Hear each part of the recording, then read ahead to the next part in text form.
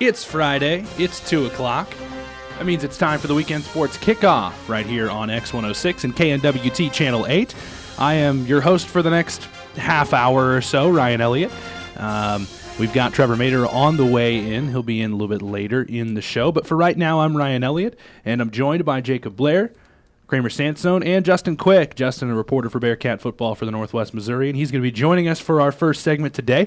We're going to talk a little bit of Bearcat football, and guys, we've got the first long road trip of the season coming up this week. They're headed to Edmond, Oklahoma to take on the University of Central Oklahoma. What do you see from UCO this week? I see a team that's given up a lot of yards on the ground, which could be an issue heading into the game for the Broncos. They're giving up about 206 yards a game, which that's one of the Bearcats' strong suit is how deep they are at the running back position. And so coming in this game, I expect the Bearcats to hit the ground game hard and come out. I wouldn't be surprised to come out and see them hit, 3, 4, 5, 6 plays on the ground right in a row. I mean, honestly, the way that the offense-wise going on, of course, Northwest has the better offense and average points per game. But honestly, it could be a toss-up since it is a road game for them. I know it's 6 hours on that bus ride going down there and possibly back if they do drive at night. It's just going to be a fun road trip for Northwest, but it's going to be a very competitive game, I feel like. Yeah, this will be one of the tougher tests other than Missouri Western that first week for the Bearcats. And obviously it'll be tougher than this last week. I guess is what I'm saying is it was almost kind of like a week off this last week. Everyone kind of knew that going into the game. Didn't want to really say that. Wanted to be focused on Missouri Southern, but it really kind of just was a little bit of a bye week. Get your starters some time, get some other guys some time, but this week will be a little bit tougher for the Bearcats. And so Northwest coming into this game, as you mentioned, 3-0 on the season, 3 big wins to start the year, a couple against 2 of the tougher opponents in the conference. You look at Missouri Western, you look at Washburn.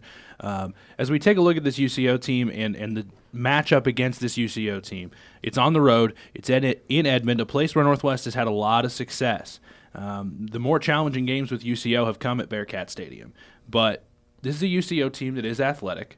They do have some weapons. They do have a chance to test this Northwest defense, and it's a Northwest defense that we haven't seen perform the way that we think they might be able to yet this season. And they could be getting a couple players back this game, possibly. They had 4 defensive starters out last game against Southern, which could have been just for rest. But Coach Wright talked about Altoff and Anthony Lane. He said he hopes to get them back soon. I don't know what soon means. It could be this game, could be, in the next couple games. But I think those will be big pieces to get back, especially Lane with how the amount of big chunk plays they've kind of been giving up the first few games. But I think that's something that'll help bolster that defense and kind of give them that fire that they need right now. As you look at this defense, as you mentioned, the sacks are coming, but there really hasn't been much of the forced turnovers. I mean, there's also been turnover on downs, but they really haven't kind of hit that high point yet, as in order in getting hey, I'm going to get 3 interceptions in a game and possibly force 2 fumbles. That's something that we've been accustomed to seeing the years back. But hey, if the way that they're limiting the offense on the other side to less than 10 points a game, or even just giving them less than 20 in a game, that's still good for this defense. I mean, they're still out there. They're just those big plays haven't happened. And this is going to be a game for the Bearcats to put a stamp defensively on it and get the defense and say we're going to be one of the best defenses in the MIAA or the nation. Because UCO, they're 1-2, but they are putting up some points this season. They are getting some yards this season. So you're facing an offense that's got some playmakers on it that can make some plays. And if the Bearcats can stop all that, you'll know this defense is headed in the right direction. I think I think that's the case. You run into an offense that, as you mentioned, has scored some points. They've been able to put some numbers up on the board. I think the big thing, as Jacob mentioned, for this defense was to get out there and make some plays, to get out, get some stops, do what you need to do, and the whole theme of this Northwest defense this season has been there's been a little bit of bend don't break. They in the past have not bent at all. In the past, they've been rock solid. They've been, but they're giving up a few chunk plays. They're giving up some yardage. They haven't given up a ton of points. If you look at the first 3 games of the season, just 23 points between 3 games. Yeah. I think, and that's great. That's something that is fantastic. But you have to look at now where you are, settle on the yards you're giving up, realize that you can't do that to everybody. You can't give up those kinds of yards to a UCM offense. And I think this is one of those turning point games where you can sit down and you can say, all right, we're going to completely shut down this offense.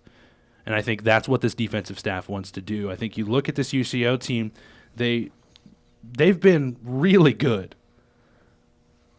at putting up points. Defensively, they have not been great. What do you think some of the holes are in this defense that this Northwest offense can exploit? I mean, I kind of hit on it earlier with the rushing attack. I mean, they're giving up, like I said, 206 yards per game on the ground. And that's a lot of yards to give up on the ground, especially when you've got a quarterback like Braden Wright, who can take off like he can. I talked about this with Andrew Wegley, the assistant sports editor, a few days ago. I wouldn't be surprised to see him go for 200 yards on the ground. I wouldn't put it past him against the defense and how much rushing yards they're giving up. They're a little bit more stiff on the pass. They give up about a little over 200 yards a game, or a little under 200 yards a game. So they're a little bit more stiffer there. So I think that might be something that they look to take advantage of, is getting the ball on the ground more and more often. And what I've seen, like last week, of course, I thought Anthony Lane was going to play last week, but he was in street clothes. They could try to find the exploit of maybe they can try to target whoever Jarrell Green is covering throughout the game to see if, I know he started last week, but see if that's only 1 week that he's ever started. So now see if he can go like back-to-back weeks of possibly shutting down a defender. I mean, I know it's a different team with Missouri Southern compared to UCO and the quarterback situation, but still the fact that, hey, maybe he may have not got that many snaps as some people on the team. So let's just try to target that side. I feel like that's the only area on the corners are very vulnerable for Northwest. And like with what Justin said is, Northwest is going to want to put the ball on the ground, and that's where the issue with this UCO defense is it's on the ground. That's what you see with the stat books. It's their issue. If they can stop Northwest from, any chunk plays, I don't know if they're going to be able to, meet them at the line of scrimmage, but keep them to 3-4 yard runs. Then you're going to force the Bearcats to have to go to the air some, and that's where they can use their little bit better defensively in the passing game and just kind of hold Northwest, because they can keep Northwest from scoring and keep it from being a pure shootout. I think this will be a tough game for the Bearcats. And I think keeping the ball on the ground for Northwest will be key, because that might help their defense as well. They've been having a lot of big plays, about the 75, 80-yard touchdowns, and that's a quick change for the defense, having to come off the field and go right back on, and that can tire them out. So them to be able to put some long, consistent drives together will help the defense kind of get that rest they need and not have to be coming off, going right back on the field.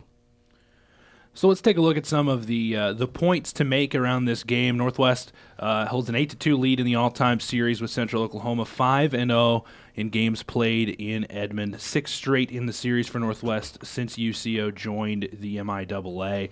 A couple of other points going into this game. Northwest, the only NCAA Division II school to have captured 100 wins in this decade. They are 113 since the start of the 2010 season.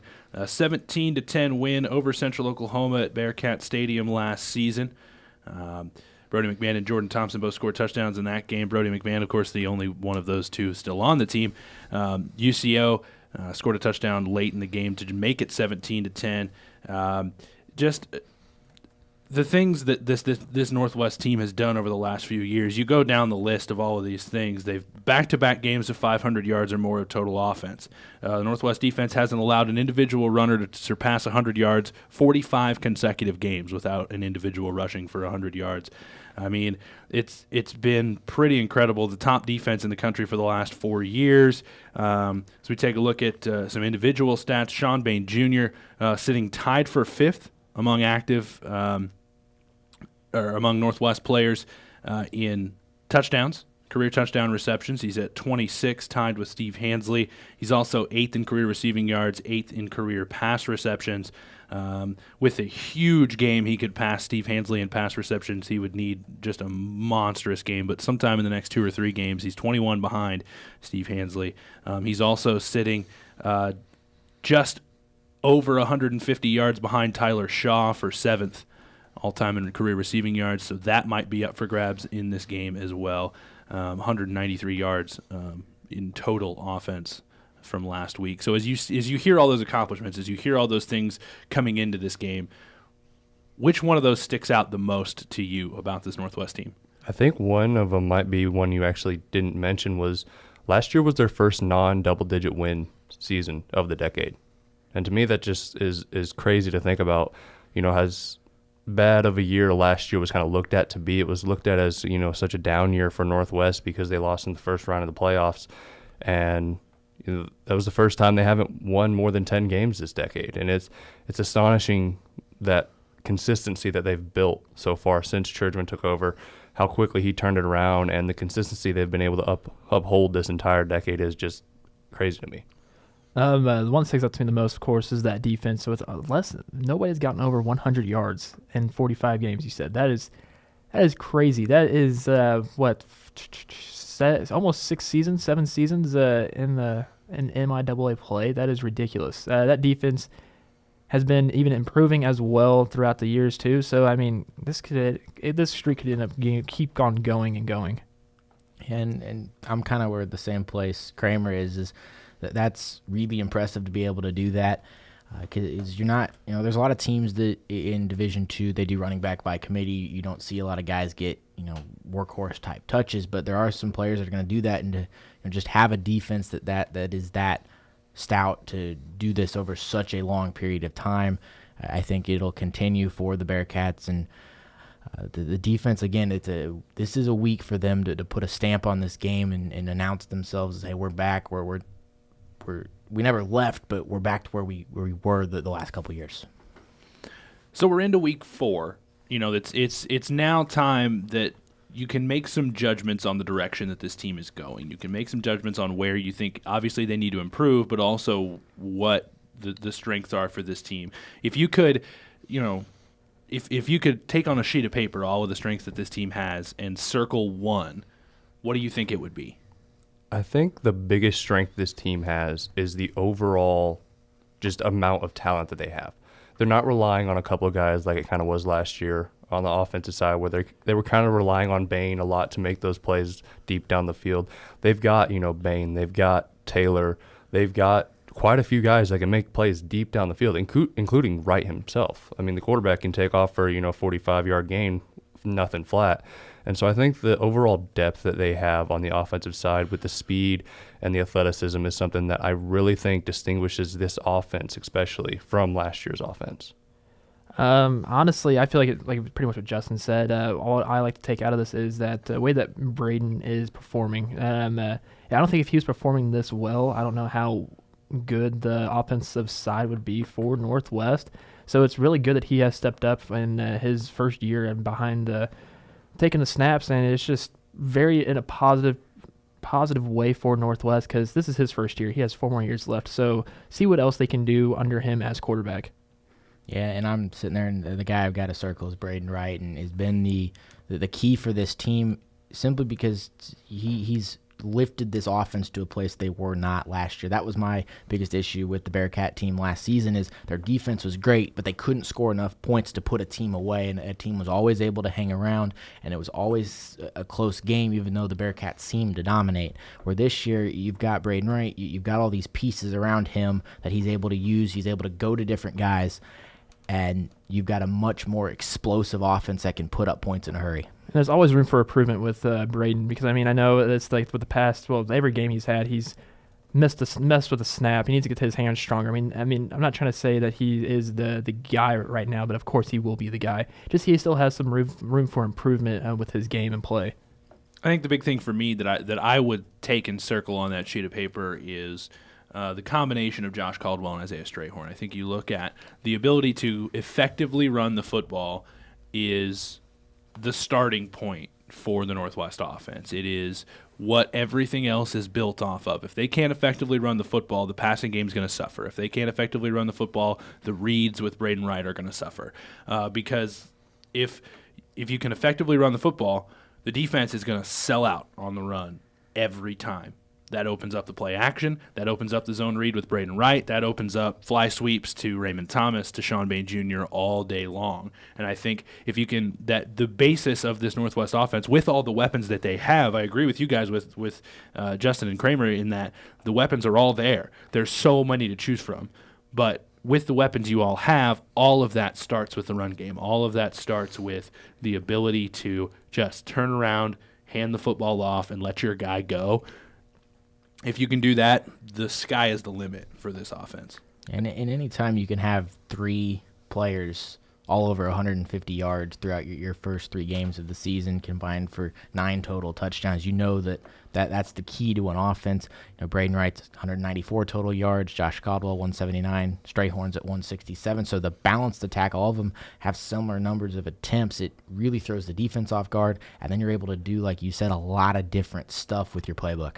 I think the key is, you look at these 2 running backs, and nobody's flying around for 70-yard touchdowns and, doing the DeAnthony Thomas in the Rose Bowl, 4 carries for 155 yards and 3 touchdowns. Nobody's going out and doing that. But you look at, these guys are coming out and they're getting 5-6 yards consistently on every play, and that's what you need from your run game if you're Northwest. You don't need somebody to go out and rush for 175 yards every game and 3 touchdowns and be the feature back, sort of scoring 30-yard touchdowns every time they touch the football. You need somebody who's going to show up. They're going to do what they need to do. They're going to fight for every yard, and they're going to go out and give you consistently 6 or 8 yards every carry. And I think that's what they're finding from these running backs, and that's what makes this offense work. Yeah, and it really shows when you look at the leaders throughout the conference too as well. I mean, you've got Braden Wright, Caldwell, and Strayhorn right there back to back to back at 9, 10, and 11 for rushing yards total in the conference. And that really shows the depth that Jacob was talking about, where you don't have a guy who's going to go out there and get you 100 to 150 yards a game, but you've got 3 solid guys there who are going to go out and get you, 50 to 60 yards per game.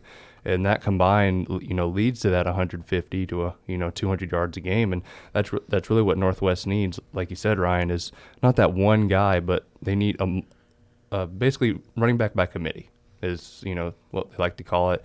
And that's something they've done through the first few games, and I think they're going to continue to do that. So tomorrow, Northwest heads to Edmond, Oklahoma. Game starts at 6 o'clock, a Saturday night game under the lights in Edmond against Central Oklahoma. And I believe the team's probably on their way today. I would imagine that's a long trip down there. So 6 o'clock game tomorrow night against Central Oklahoma. We'll be watching, listening along with all of you. We won't have coverage here, but our next game is next weekend, Saturday, Emporia State, Military Day at home, 1:30 here on X106. We'll have live coverage of that, and I will be on play-by-play for that one, along with Kramer Sandstone and Jacob Blair. Will be with me for that one. We have a 3-headed monster in the booth. Yeah, we'll be excited to have that one for you, and I think that wraps up our discussion of Bearcat football, and we're going to take a break. We'll come back and look at some other fall sports going on here at Northwest and take a look around Bearcat athletics. You're listening and watching Weekend Sports Kickoff on X106 and on KNWT Channel 8.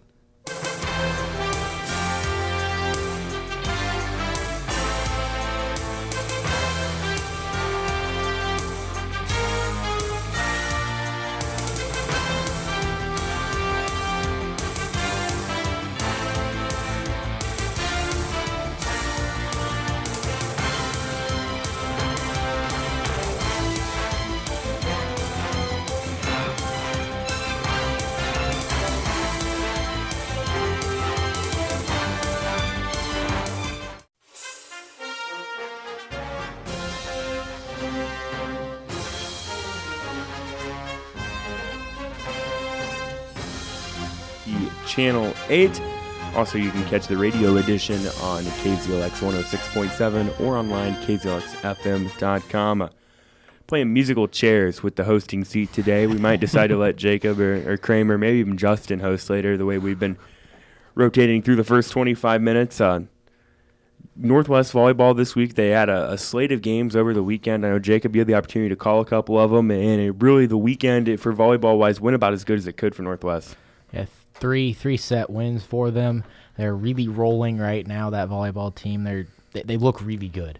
And Central Missouri was not a easy opponent. No. It was a team that's played a ton of tough competition before MIAA play started, and this Bearcat team, they've come in, and what you see, and Kramer can talk about this too, is the balanced attack from this volleyball team. You've got 4 girls with Maddie Bruder, Sophia Schleppenbach, Bethany Elkins, and then Hallie Sidney that are just you never know which one of them is going to be the one that they're going to set to. And they're the placement of where they're trying to get their points. It's the offensive attack for the Bearcat volleyball team right now is something special to watch. Yeah, Maddie Bruder, kind of that senior leadership for the Bearcats. It feels like she's been there for 5 years now, and you mentioned some of the other names as well. And was there anything to you that really, really stuck out that impressed you or anybody in particular these last couple games? It really, the way that it's the same play every single time from the Bearcats when you have Nowakowski that gets the dig on a serve, and then it goes right to Maddie Aarons, who sets it to one of her 4 playmakers up there at the net. A lot of times you just will call the same name, and it looks the same out there as a fan, but it's very effective for the Bearcats. They may not have a lot of blocks throughout a game, because the height difference on some compared to some teams, a little bit different. But when their defensive side is very good on the front set and the back line, because they can dig. Seems like every person on that team gets over close to 10 digs a game. So they're all throwing their bodies out there, getting the ball, keep the play going, and keeping a good rally. Because when we called the Missouri Western game, there was about 6 or 7 different long rallies for both sides, but it seemed like every single rally that they had, Northwest ended up getting the win, getting the point on that value. They will be in Missouri Southern tonight down in Joplin, and they'll be at Southwest Baptist tomorrow. Back home next weekend for a 2-day swing. They'll host Fort Hays State on Friday night and the University of Nebraska at Kearney on Saturday. So they're on the road this week, then they'll be back at it in Maryville next week. Justin, I know one of your favorite things to cover is cross country, and you've had the luxury of covering some of the Bearcat cross country stuff. Just what have you seen from this team?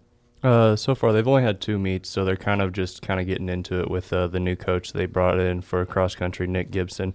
And throughout the first 2 meets, they've been led by a lot of the younger group there. The women's side, both freshmen have finished 1-2 in both of their races so far.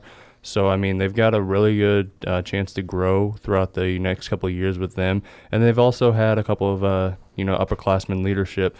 This past week, they were at Woody Greeno down in Lincoln, Nebraska, and first chance to get to see Kareem Achingli. I'm sorry if I'm saying that wrong, but he's a guy they brought over as a transfer last semester from Iowa Central, and he's been kind of killing it on the track last year.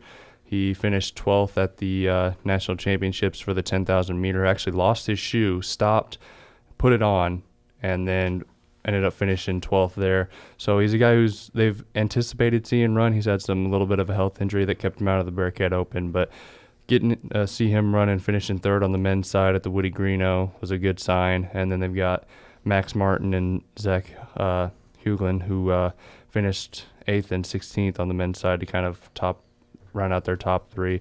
Both of them underclassmen. Max is a sophomore and Zach is a freshman. So a lot of underclassmen on the tops for both teams so far. And according to the schedule, they will be in action tomorrow at the Arkansas Chili Pepper Festival. That sounds like a lot of fun. Yeah, it's kind of their staple meet every year. They've gone to it for, as far as I can remember seeing them go, and it was one of their favorite meets every year. They enjoy going down there and run, partly because the course is it's a course that's laid out to be fast, and so they get a lot of good times, a lot of PRs down there because it's a little bit more of a flat course as compared to the Bearcat Open course or the one out in Lincoln. But it's a lot of the runners enjoy going down there because they know it's going to be a fast race. It's going to be a very, very large race. There's usually about 300 to 400 runners for both the men's and women's team. So it's a chance for them to get to kind of feel what it's going to be like when they get into conference and regional meets to see how big of an event it is. Some of the other events going on in Northwest Athletics this weekend: men's tennis, they're competing at the Drake Invitational today and tomorrow. Women's soccer is hosting Lindenwood. That is a 3 p.m. kickoff today here in Maryville. And women's golf, they are at the Mustang Fall Invite in Marshall, Minnesota. And we talked about volleyball. They're on the road at Missouri Southern tonight, Southwest Baptist tomorrow. And as you guys talked about previously, football is at Central Oklahoma. So a lot of stuff going on in the Bearcat sports world right now. It's a exciting time of the month, I guess. Yeah, it's a lot's going on. Yeah, there's always something going on, and every week it's perfect. Yeah, and the weather cool. It's cooling down now, so we are actually we're always busy. So that's a good thing. We want to be busy. Yeah, that's why we do this. We want to be busy. Justin, I guess thank you for your time, and you're not making the trek down to Edmond, are you? No, okay, unfortunately not. That's a long drive, and I'm sure it's a very boring drive. So thank you for your time, and we'll talk to you next week previewing the Emporia State game. All right, thanks for having me on. All right, that is Justin Quick, the sports editor for the Northwest Missourian. Does a wonderful job, him and all of his staff at the Missourian. So read all the stuff they put out. They put out a lot of stuff, and it's all very well written. So check that out. Thanks to Justin for the time. When we get back, we had a terrible week of picking college football games. We're going to try to be a little less terrible this week. You're listening to the Weekend Sports Kickoff on X106 and KNWT Channel 8.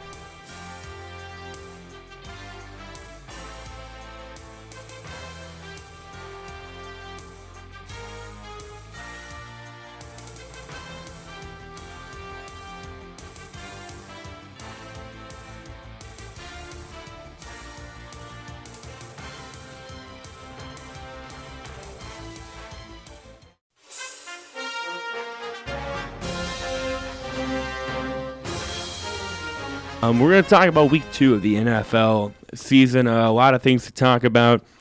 And I guess week 3 as well began last night. And I've not been able to say this since 2014.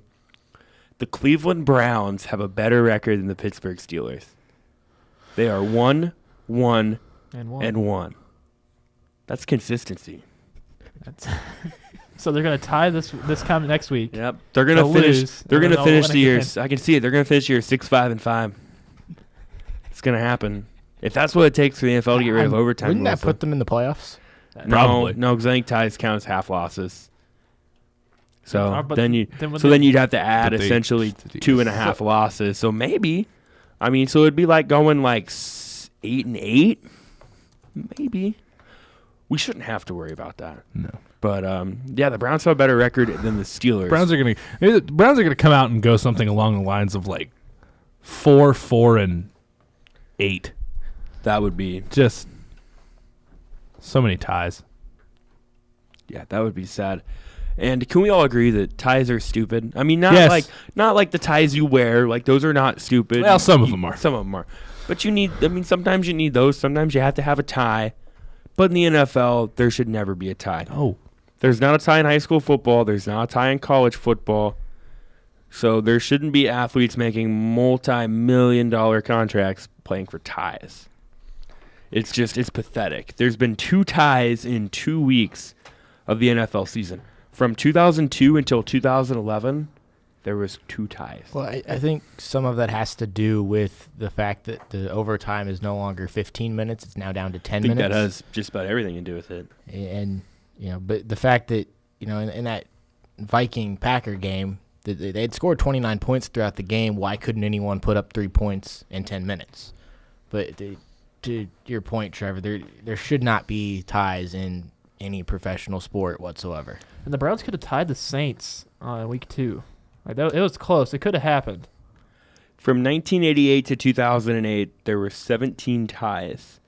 Or no, not in that time. There were 6 ties. There were 17 ties total. But there were 6 ties from 1988 to 2008.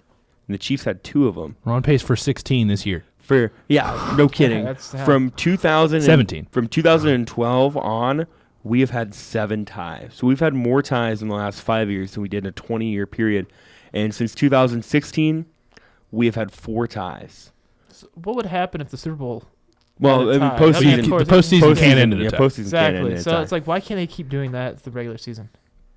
Yeah. So, and there's tons of different ways you can go about it. Obviously, the common ones, everyone says, well, why don't we just go to the college overtime rules? My thing with it is, and I personally think they should go to the college overtime rules. I think college overtime is really exciting. But the NFL will never do that because it would mean they are admitting the college game is doing something better than them. I know that sounds maybe kind of wrong, but I mean, that's the NFL, exactly, that's totally something the NFL would do. That's exactly my thought process of to why the NFL has not changed the overtime rules yet, is they don't want to admit that their overtime rules are not what they should be and that they got them wrong. It's like the catch thing. I mean, how long did it take them to finally admit, like, oh, yeah, we don't know what a catch is? They still don't know what a catch is. No, they don't. But I don't think they'll ever go to it because they're not going to admit they're wrong. They're not going to go, oh, yeah, the college game's got it right by doing, an overtime where each team gets an equal amount of possessions and we have a true winner. And I think if they ever did that, I think what you do is you put the ball on the 50-yard line. So they still got to get some yardage. And you say, all right, each team gets the ball at the 50, no punting. That way you have to try to score. You turn it over on downs. Poor punters. But if you punt, what's the matter? Because their team's going to start on the 50 anyway. So you shouldn't. But there's no reason you to should punt, just that's say for if sure. you're not punting. Don't even. If you've got a 4th and 7 on the 47-yard line, what's it matter if you don't get it? Their team's going to get the ball on the 50. They're going to gain 3 yards.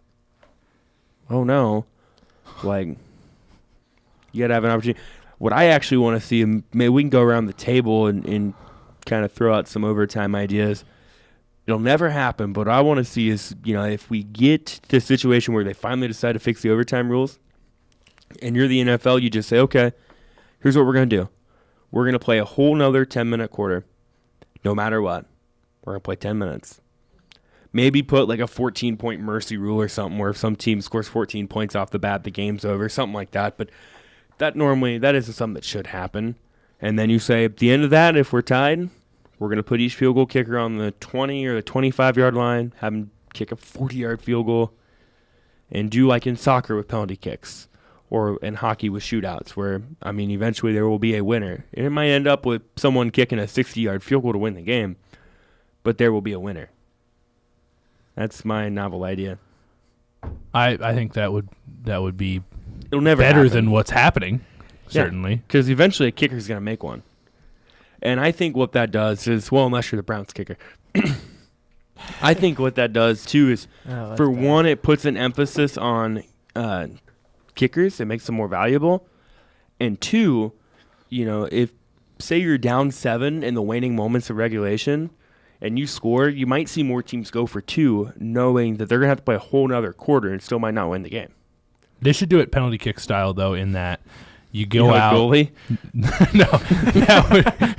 Put a guy up on like a pulley and have 2 teammates trying to pull him around. No, they should do it penalty kick style in that you have a lineup of players that can kick for you, and as soon as somebody kicks, they're out. So you've got wide receivers kicking the short ones, and you have to try to save your kicker until you. That's what I want. I want Travis Kelce kicking a 40-yard field goal for the Chiefs to win the division. I think we just got a winner on how to fix the I'm NFL just saying. rules. My other idea was just take 5 wide receivers from each team and go play an unbelievably athletic game of Duck, Duck, Goose. How entertaining would that be?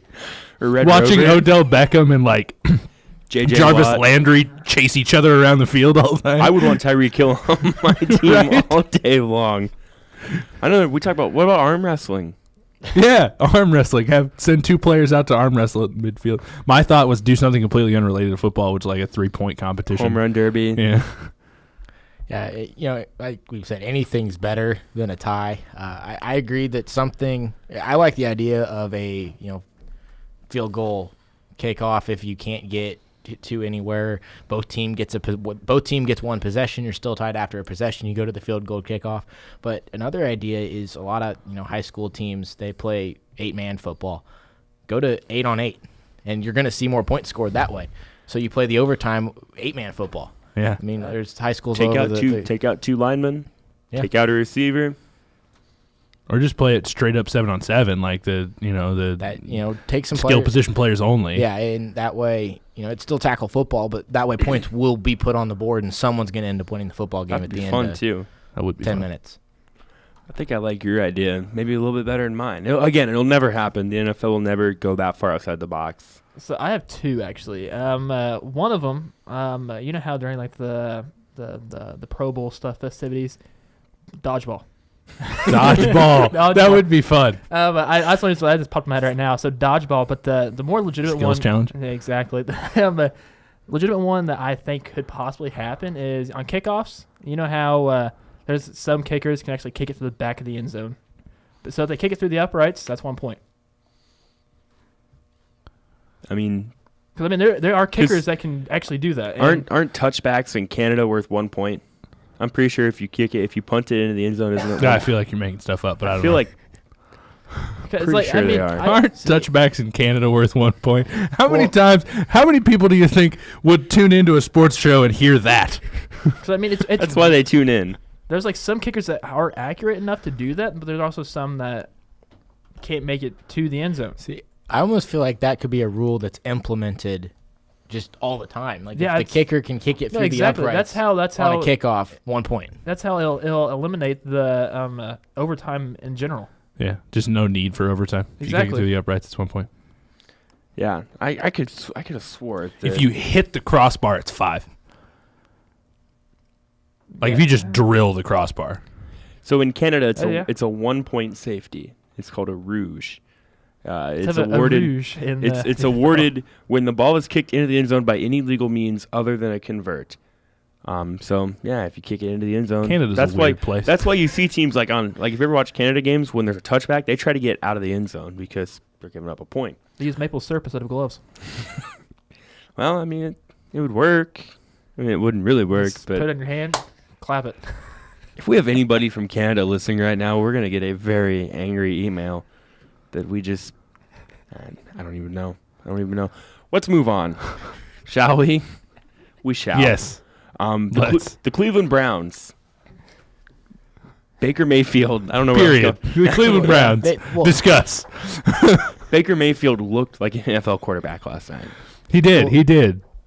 Yeah, and the one thing that got me with that game is when Tyrod Taylor was playing one of the worst games of quarterback you'll see in a long time. The stands. Have you not watched Nathan Peterman? Well, I said one of the worst games.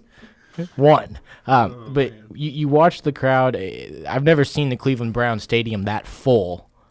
They knew they were going to win. They're excited for their well, and they're excited for their 5-win season. But when Baker Mayfield came into that game, it wasn't the fans shifted. It was the entire, like every single person inside of that stadium's attitude shifted. From the vendors to, the equipment people on the side. Did you see the vendors? Aren't they always happy?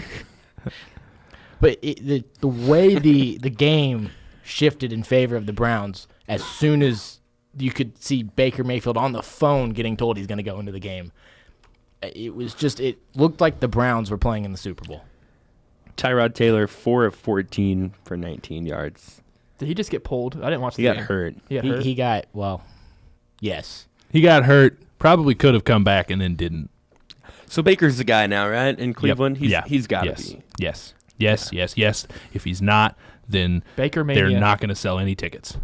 I totally, definitely now that, because I wasn't really planning on watching. People will be burning things if he's not. I was catching up on some of the Royals game, and then I got distracted doing other stuff, and I was looking at the game on my phone, and I saw, oh man, Baker Mayfield's in the game. Did you say you were watching the Royals game? I was. Wow. Poor guy. Yeah. My stepdad never misses a game, and I was at the house, so I had to watch it with him. Wasn't my choice. I was like, oh, Baker's in the game. I was like, I got to watch this. And just some of the throws he made. I mean, he throws zingers. And it would be a Cleveland move to bench him for Tyrod Taylor this upcoming week. And if they do it, the entire city of Cleveland will riot.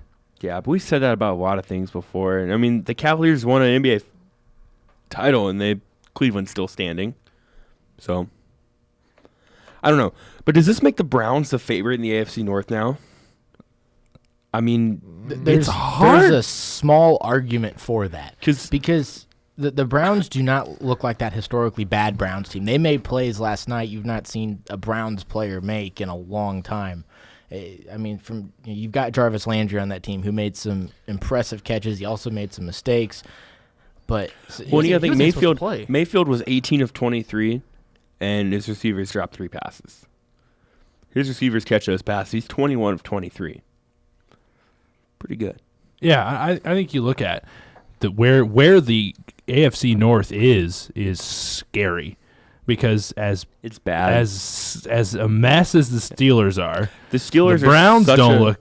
I mean, they're still the Browns. The Bengals haven't looked great. Are the Ravens the favorites in the AFC North? Well, the Bengals are 2-0, but it all just depends on which Andy Dalton's going to show up. The Ravens have looked they looked really good against the Bills, but I think everybody's going to look really good against the Bills this year. They didn't look so good against the Bengals. The Steelers are such a mess. We have a graphic specifically for how big of a mess they are. That's how bad they are. And that's also because Caleb likes the Steelers and wants to shout out the Steelers on this too. Yeah, and they're a mess. I mean, when your star receiver doesn't show up to work Monday, and your star running back's holding out, wanting a new contract, and now they're wanting to be traded, and you tie the Browns, it's Mike Tomlin's lost that locker room, and it's hard to really pick the Steelers to do anything right now.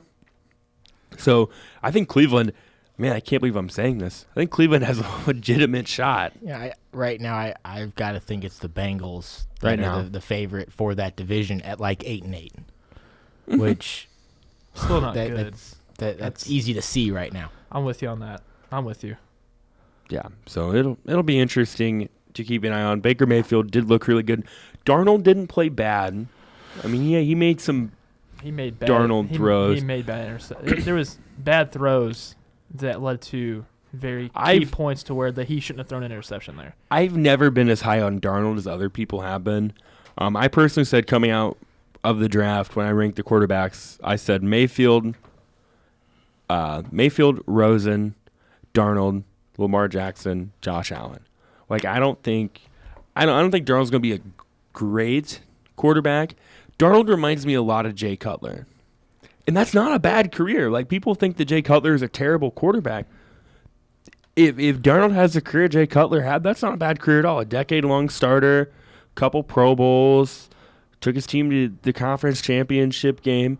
That's not a bad career by any means, but I don't think he's going to be on par with... The only problem with that career is that he's then going to be compared to Jay Cutler for the rest of his life. And in the annals of NFL history, that's not exactly where you want to be. No, not at all. But, I mean, I think he's probably closer to being Jay Cutler than he is Brett Favre or John Elway or one of those guys. Well, yeah.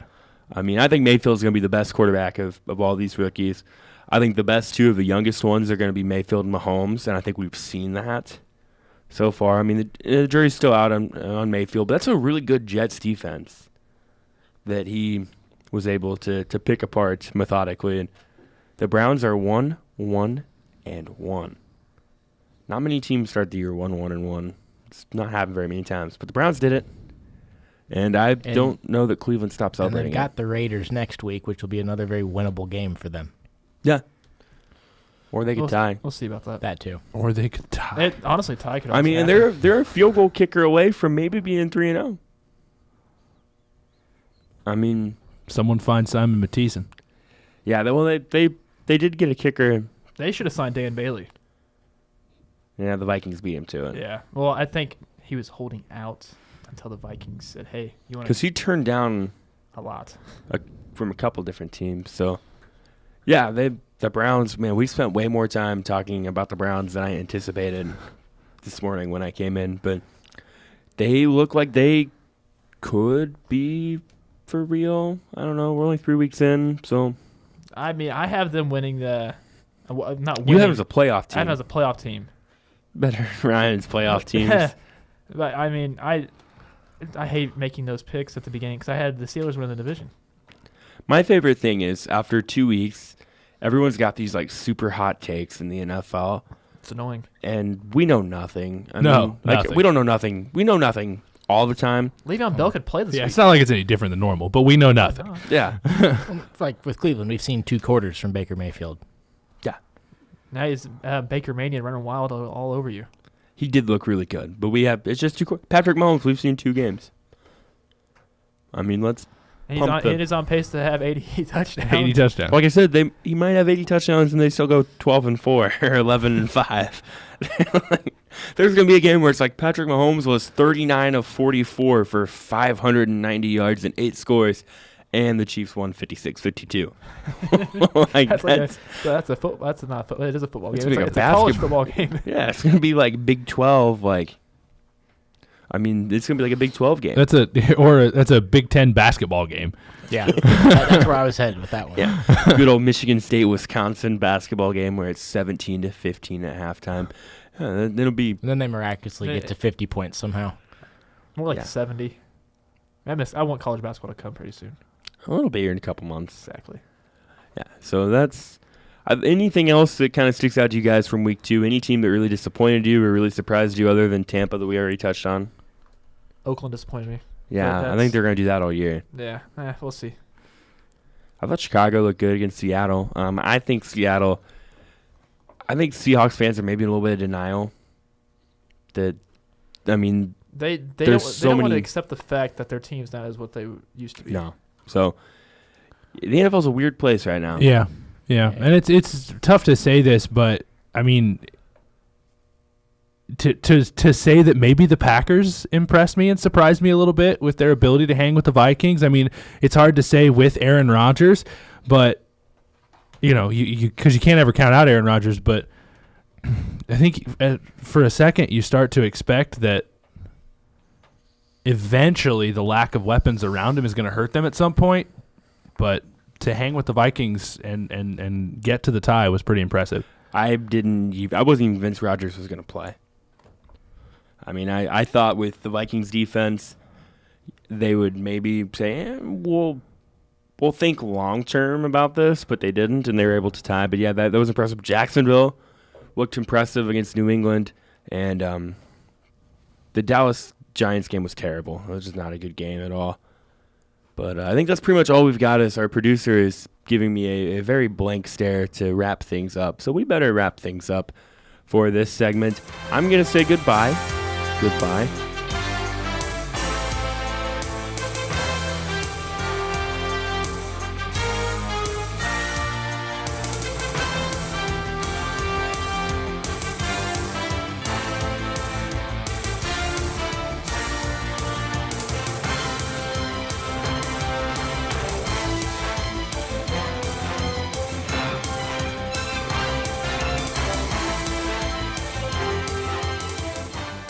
Thank you for watching this week on the Weekend Sports Kickoff. This week we'd like to give a shout out to Nerd Central.